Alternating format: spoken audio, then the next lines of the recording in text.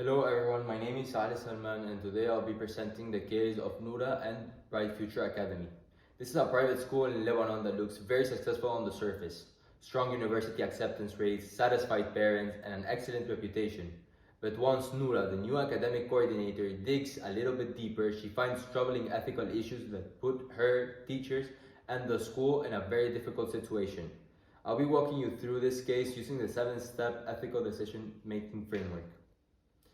So this framework consists of determining facts, identifying ethical issues, identify stakeholders and their points of views, presenting alternatives, considering different perspectives, making decisions, and finally monitoring the outcome. So let's start with the facts. Teachers report being pressured to pass students even when attendance is very low. Some students are listed as passing classes they barely attend. Scholarship students are being excluded from accreditation samples, and their personal information, including financial background, is kept in an unsecured shared folder. Meanwhile, the school maintains a great image, parents are happy, and students are graduating with high grades.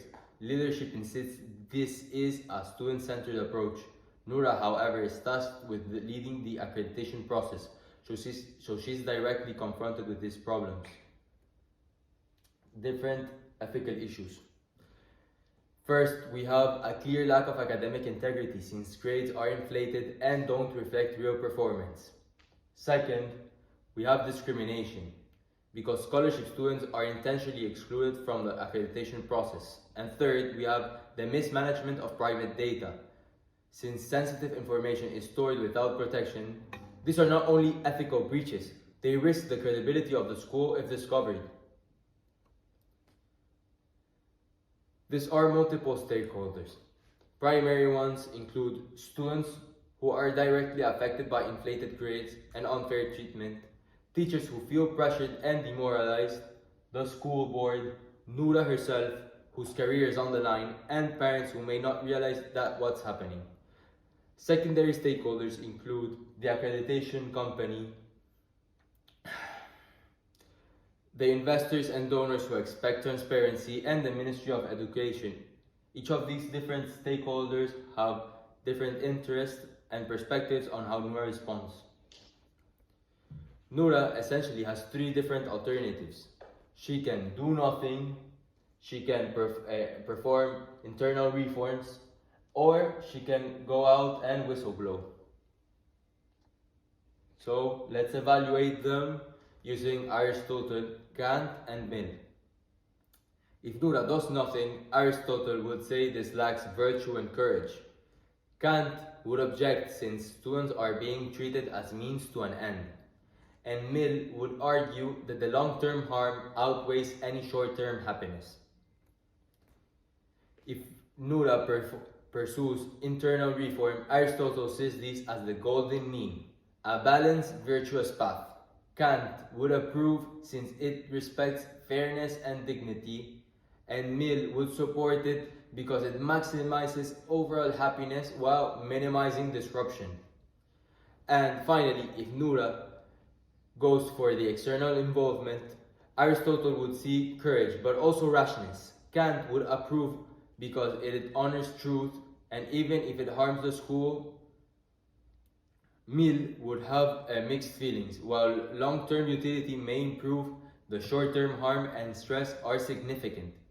When weighing the perspectives, internal reform comes out as the most balanced and sustainable option.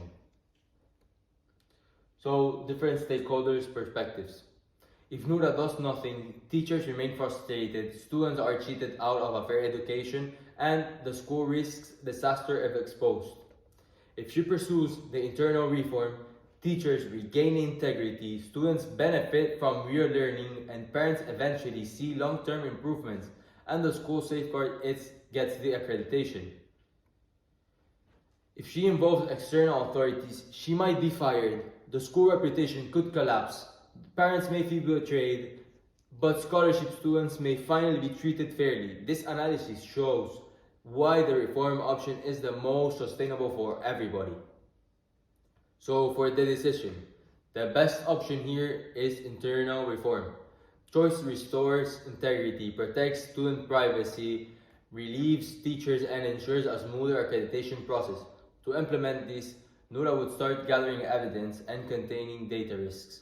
Then, she would meet with leadership to propose actions and gradually involve new policies. Over several months, she should also have an escalation plan in case the leadership refuses to act. Finally, monitoring is key. Noura should set up evidence storage, a KPI dashboard, attendance and grade logs, secure data systems, teacher safety surveys, and a periodic audits. Success would mean grades align with actual performance, absences are justified, and sensitive data is fully protected. These checks would make reform sustainable and give the school credibility in the long run. So, to conclude everything, Noura's dilemma shows how reputation can hide serious ethical problems.